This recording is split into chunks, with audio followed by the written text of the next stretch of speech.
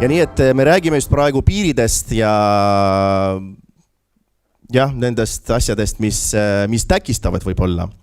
Ja järgmine kõneleja on meil Ülle Madise, õiguskantsler ja laste ombudsman, kes räägib sel teemal.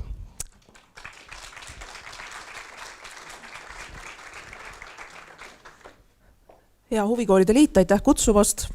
Austatud linnapea, austatud minister, armsad õpetajad, juhendajad, linnade ja valdade ametnikud. See on tõesti võimas töö, mida te teete ja ettekande pealkiri jookseb ehk niidina kõigest, mida püüan rääkida läbi, aga loomulikult ei hakka seda iga lausega seostama. Mul on hea meel, et nii Piret kui Katri juba võtsid kõneks enda kogemused ja minu plaan oli rääkida sama. Et kes siis ei teaks, kui oluline on lapsele eluteele kaasa anda huvisid, kogemusi, kui olulised on need inimesed, kes tema ümber on. Ja mõtlesin just siia sõites, et kui tohutult põnev see oleks, kui saaks teada kõigi teie kohta, et kes teid lapse või noorena kõige rohkem mõjutas, mis see oli, et kas need olid vanavanemad, vanemad, õed, vennad, õpetajad, klassikaaslased, treenerid, trennikaaslased, oli see laulukoor või tantsuring või mõni trenn, et see oleks kohutav. Või olid need raamatud või muusika. Et kui saad mõne inimesega tuttavaks, siis ikka ühel hetkel tuleb see jutuks, mis inimesele lapsepõlves kõige rohkem meeldis. Olen millegipärast viimastel aastatel tänuga päris palju tagasi mõelnud, et nendele, kes aitasid kuidagi inimeseks saada, selle ühiskonnaga kohaneda, sest vaata ühiskonnaga on ju see lugu, et ega sa välja tast ei saa. Me oleme kõik osa ühiskonnast ja kahjuks ühiskond on teinekord päris julm, nagu te kindlasti olete märganud. Et kindlasti kirju, kindlasti innustav, kindlasti teatud hetkel toetav, aga vahel ka julm. Ja lapsepõlves, oma pere, sõprade, kooli, trenni, kõige selle kaudu me peamegi valmistuma eluks ühiskonnas. Ja see piirideta tervik. Kummalisel kombel jäid mulle kõige rohkem meelde just need õpetajad, kes andsid midagi kooliprogrammile lisaks. Et näiteks saksa keele õpetaja, kes tõi, tollal olid veel lintkassetid, osa teist mäletab, mis asi see on, ja selle peal olid saksakeelsed kuuldemängud. Sealt õppisin selliseid saksakeelsed sõnu, mida omaaegne suursaadik Wistinghausen ütles, et küll sinul on imelik sõnavara. Et niimoodi räägitad juba 100 aastat. Et näiteks selline sõna nagu trüüpsinnis. Samuti ma teadsin sõnu nagu näiteks talusulane viljakasvatusega tegelevas talus. Et Wistinghauseni kajas me kohe pikalt juttu. Samamoodi ma olen väga tänulik füüsikaõpetajale, kes ühel hetkel sai aru, et ma lahendan ülesanded hirmus kiiresti ära, aga arvutused on alati valed. Ja nii ta siis ütleski, et näed, lahendus kõik, aga jälle sai viitsi arvutada, aga hea küll, siin on kunstiraamat, vaata seda, et ära pahandust tee ja ära lobise. Jälle väga tore. Ja eriliselt tänulik olen oma kergejõustiku treenerile, kes andis eluteele ikka õige palju kaasa. Ta õpetas kaotama, samal ajal mitte alla andma, pingutama ja kirjutas trennipäevikusse kunagi, et fanatism on ainus edasiviiv jõud. Oi, ma lugesin neid ridu ja mõtlesin, et huvitav, mis see tähendab. Ja ma olen väga tänulik oma vanematel, et mul vedas, ma sündisin neil siis, kui nad olid väga-väga noored, ülikooli alguses. Mis tähendab, et õnneks juba enne kooliiga meie vennaga võisime vabalt igal pool ringi joosta metsas ja veekogude ääres ja teha, mis me tahtsime päevad läbi. Pahandada peaaegu mitte kunagi ei saanud, mäletan ainult 2 erandit. Üks oli siis, kui umbes praegusel ajal 4-aastasena kukkusin jäätükkide vahele hoia, sest vanemad arvasid, et ma saan kopsupõletikku ei saanud, rihma vist ka mitte. Ja teine kord oli see, kui nad linnakorteris avastasid, et ma olin tassinud salaja kaasa mõned konnad, et hakata neid pidama. Aga need sulid ei istunud selles pesupallis, kus ma nad panin, vaid hüppasid mööda korterit ringi. Nii et need olid need 2 ainukest korda. Aga just oma kergejõustikutrenni kogemuse pärast vist vaatan suurima rõõmuga ka praegu kergejõustikuhallis lastetrenne. Et eks see harjumus ise ka püüda ennast natukene liigutada nii palju, kui vanus ja keha lubab, et eks see on ju ka sealt lapsepõlvest pärit. Ja praegu Tallinnas kõige rohkem käingi Lasnamäe kergejõustikuhallis, et seal on lisaks noortele jooksjatele, hüppajatele ja tõukajatele on ka jalgpallureid ja on judokaid ja boksijaid ja iluvõimlejaid. Ja jube kihvt on. Kihvtid treenerid, kihvtid noored. Ja väga vahva on see, kuidas lapsed eesti ja vene keeles läbisegi sädistavad. Juhendavad üksteist, ajavad juttu, räägivad oma perest, mis kellelgi plaanis on. Ja täpselt nii, nagu juba öeldud, et see on üks niisuguse rõõmsa koos elama ja ka keele ja üksteisest arusaamise, harjutamise niisugune vaba viis, kus sundust ei olegi. Üldse ei ole. Ma olin tohutult rõõmus, kui me käisime külas Tallinna Lilleküla koolis. Et see on ju selline kool, kus 10% õpilastest on mitte eesti peredest ja omakorda neist suur osa ka mitte venekeelsed, vaid täiesti eri riikidest, täiesti erinevad keeled. Ja seal räägiti seda, et tulid meile siin itaallased. Itaalia vanemad just, et ei nendel küll raha ei ole, et panna kuskil ingliskeelsesse erakooli. Et kuna see on Eesti, siis tulevad lapsed siia eestikeelsesse kooli. Punkt. Seal on nüüd õpitudki see metoodika, kuidas kiiresti keel käppa saada, aga esimene asi, mis nad tegid, oli see, et poisid saadeti jalgpallitrenni. Esimene edu elamus, esimesed eestikeelsed sõbrad ja asja sai. Ja samamoodi käisime möödunud kevadel Võrus, küsisime seal, et kuidas Ukrainast sõja eest pakku tulnud lastel läheb. Öeldi, esimesel õhtul, kui tulid, kohe saatsime jalgpalli mängima. Oi, siis on paar väga andekat noort, kes läksid muusikakooli. Üks klaveriõpetaja oli väga õnnelik, sai omale uue talendika õpilase. Ja jällegi lapsed sulandusid kiiresti sellesse kogukonda, kiiresti läks trauma ja mure üle, nii nagu lapsepõlv ikka seda võimalust pakub. Ja suure vaimustusega vaatasin siinsamas Narvas mõne kuu eest etendust 100% Narva ja tõdesin, et male koolkond peab siin Narvas küll väga tugev olema. Selles dokumentaallavastuses oli õige mitu poissi ja tüdrukut, kes ütlesid, et nendele meeldib kõige rohkem malet mängida.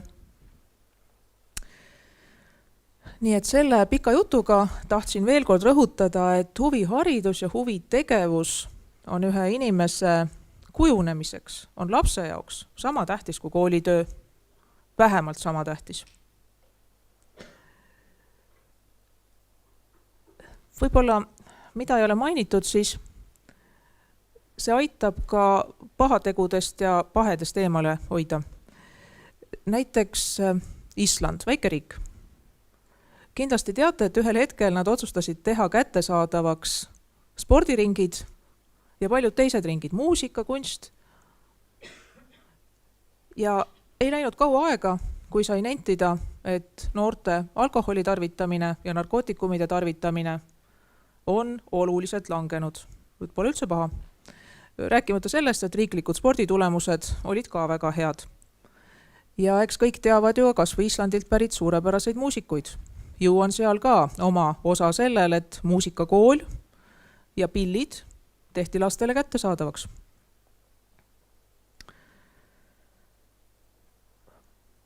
Paari päeva eest vestlesin õiguskantsleri inimõiguste nõukoja liikme toreda ja aktiivse veebikonstaabli Maarja Punakuga. Küsisin üle, et kuidas see noorte õigusrikkujate jalgpallitrend tal ikka kulgeb. Ja jällegi üks ütlemata oluline asi, et ehk siis spin-programm.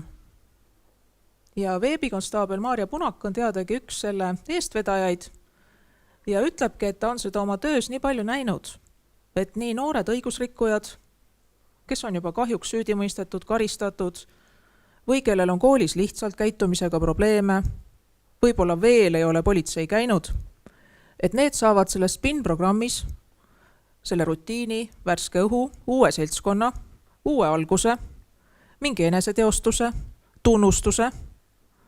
Et kahjuks me kõik ju teame, et vaata, kui sa koolis oled viieline, et siis on järgmist viit õige lihtne saada ka siis, kui õpitud ei ole. Aga kui sa juba oled kaheline või kolmeline, siis õpi palju tahad. Krõnks on ikka kindel. No vot, aga see on üks võimalus saada mingi teine kogemus, teine seltskond, edutunne. Hea kolleeg Angeelika, kes siin istub, vaatas just Narva kohta ka ja näed, aastast 2017 on Narva spin-programm olemas. ja möödunud suvel troonis suvisel turniiril tipus. Väga hea. Head kuulajad, ilmselt te teate, et rõhuv enamus Eesti lastest, lausa 4/5, saab huviharidusest ja huvitegevusest osa. Ja siin võikski kergendatult hingata, et väga hästi. Ongi üsna hästi. Aga siis on see ülejäänud 1/5. Ja vaat sealt sektorist kipuvad meile tulema need kaebused, kus me näeme, et kas linn või vald ei toeta näiteks käimist naabervalla huvikoolis, kas jääb see treening või kunstiring või klaveriõpe lihtsalt asukoha mõttes nii kaugele, et vanemad ei suuda elu kõrvalt last sinna sõidutada ja ühistransport ka ei aita. Vahel ei ole raha selleks, et osta varustust. Ja vot need probleemid tuleb ka ära lahendada.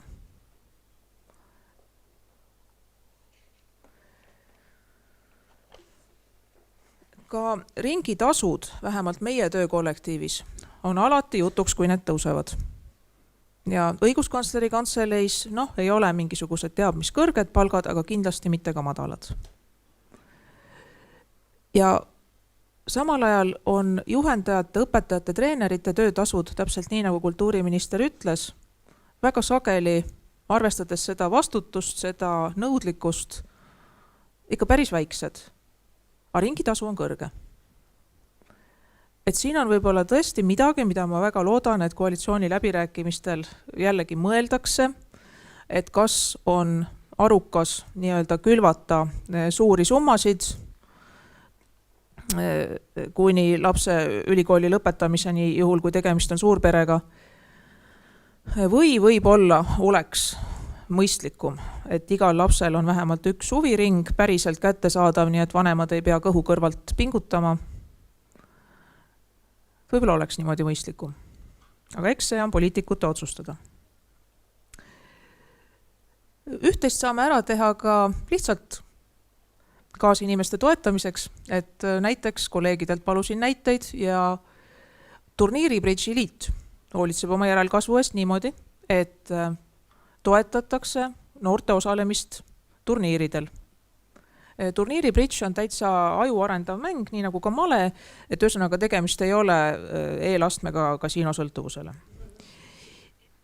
Ja samamoodi pole rahvatantsurühmadele sugugi võõras, et rahvariided on tantsuklubi omad.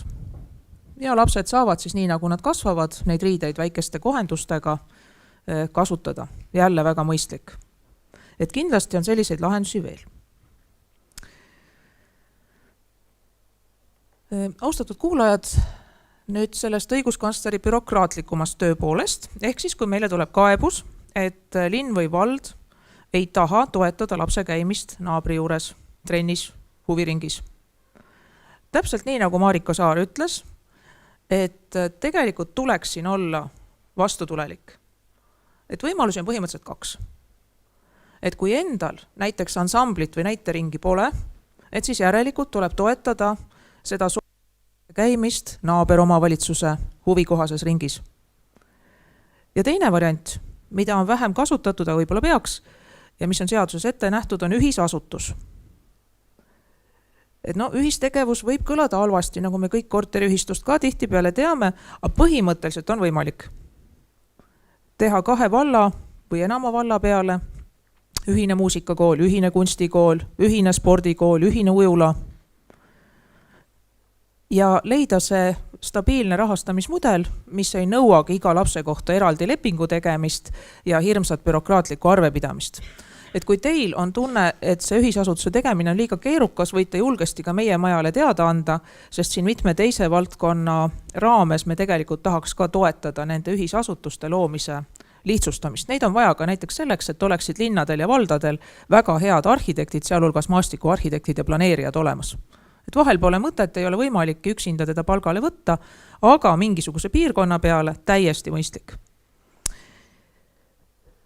Teine asi, mis on õiguskantsleri üks niisugune suur ülesanne, on puuetega inimeste õiguste toetamine. ja siin mulle tundub, on ka päris palju ära teha, kui me räägime huviharidusest ja huvitegevusest. Ka erivajadusega lapsed, olgu nad siis pimedad, kurdid, liikumispuudega, vaimupuudega, et ka nendele tuleb anda juurdepääs huviharidusele ja huvitegevusele. Et täna oleme seisus, kus viipekeelseid noori, mina näiteks seal samas kergejõustikuhallis näen. Me teame kurte ujujaid, me teame väga tublisid invasportlasi ka laste hulgas. Aga nii palju, kui mina olen näinud, ma loodan, et teie kogemused on helgemad, siis on selle taga kangelasvanem.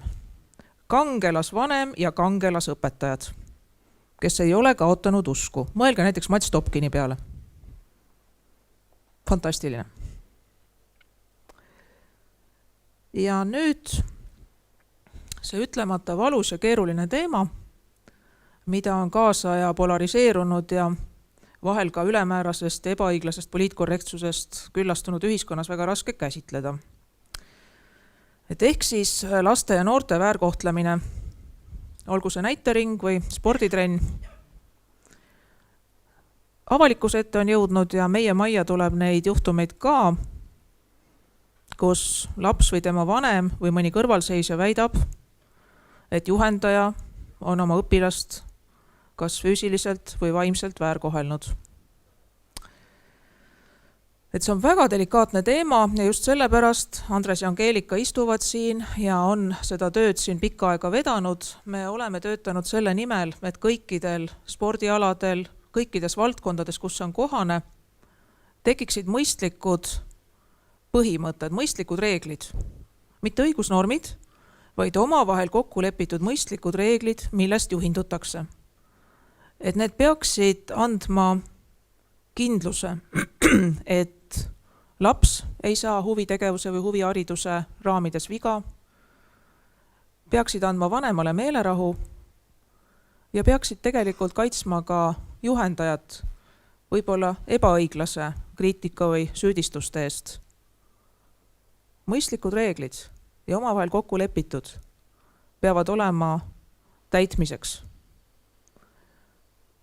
Mis siin on veel väga oluline on see, et kui nähakse, et midagi hakkab minema valesti. Arusaadav on see, et ei tohi last füüsiliselt traumeerida, näiteks selliste harjutustega, mis tal organismi katki teevad. Et see on nagu lihtsamini arusaadav. Et sõimata ei tohi ka arusaadav. Aga kui me tuleme selleni, mida nimetatakse passiivseks agressiooniks, ehk siis ignoreerimiseks, alandamiseks, poeetilise õelusega näiteks teismelisest ülesõitmisest, ega see on ka keelatud. Ja siin on juba väga raske aru saada, et mis siis oli või mis ei olnud. Ja just sellepärast on mõistlik ette asjad läbi rääkida. Ja muidugi, mida ka meie maja kogemus näitab, sest leidub lapsevanemaid, kelle arvates just nimelt nende poeg on Pele, kui ta jookseb jalgpalliväljakul 6-aastasena. Ja nõutakse treenerilt ka vastavat tulemust. Meil on lapsevanemaid, kellel on absoluutselt selge, mitu minutit korvpallimängus peaks tema üliandekas võsu saama. Et üldiselt on päris tarbekas ette kokku leppida lapsevanema ja juhendaja vahel, et kas taotletakse tippu jõudmist, mis kahtlemata lisaks andekusele nõuab ka metsikut aastate pikkust tööd, või on see huvitegevus või huviharidus üks mõnus harrastus. Õnneks ei ole enam nõukogude kogu spordisüsteem, mida ma paremini tunnen, oli rajatud sellele, et toota, just nimelt toota tippusid. Ükskõik, mis see ka maksma läks. Ja lõpetuseks sellest, et meie lapsed ja noored on tulevik ja poliitikute vaatenurgast, jällegi parafraseerides lugupeetud ministrit, tulevased valijad, erakordselt tähelepanelikud. Nii et kui me laste käest küsisime, et kuidas nemad ennast oma linnades ja valdades, oma teekondadel kooli või huvitegevusse, kuidas nad ennast tunnevad, et tehku fotosid ja kirjeldagu. Päris huvitavad vastused saime. Väga hästi märgatakse, et mänguväljak on katki, tee on auklik, äärekivid on kõrged ja teravad, valgustamata on kohad, olla pole kuskil, Eriti ilmekas, kui mul oleks see PowerPoint, siis oleks teile siin esitatud üks poolikuks jäänud bassein ilma veeta, kus kohalikud lapsed, kes juhul kui seal oleks vesi olnud, oleksid tahtnud ujuda, näitasid, kuidas käib kuivujumine. Ja see oli väga hea pilt, kuivujumise pilt. Nii et selle nimel tasub kindlasti vaeva näha ja lisaks veel ka täisealistele mõeldes, et ikkagi see avalik ruum, et oleksid valgustatud ja turvalised rajad, mida mööda sa saad kas jalgsi või rattaga või suuskadel või rulaga liikuda. Võib-olla saaks anda näiteks lasteaedade mänguväljakuid, äkki saab nad teha mitme peale ühiselt, äkki võivad nad ka õhtupoole kasutuses olla. Et äkki tohib rohkem kasutada koolistaadione ja võimlaid. Ma saan aru, seal on ohud, aga ohtude vastu saab alati hakata. Nii et aitäh, et olete kokku tulnud, suur aitäh, et te seda tööd teete. Ja üks on selge, et huviharidust ega huvitegevust ei saa asendada hängimine bussioote paviljonis või siis kaubanduskeskuses. Aitäh! Suur tänu, Ülle! Meil on üheks küsimuseks aega küll. Kui keegi soovib midagi küsida, küsige julgelt. Meile võib alati kirjutada ka, et me täitsa vastame ja pärast saab Andres ja Angeelikaga rääkida. Nii et aitäh ja vabandust, läks tõesti vist mõni minut üle. Võt see on siis, kui on toredad inimesed. Pole hullu. Suur tänu!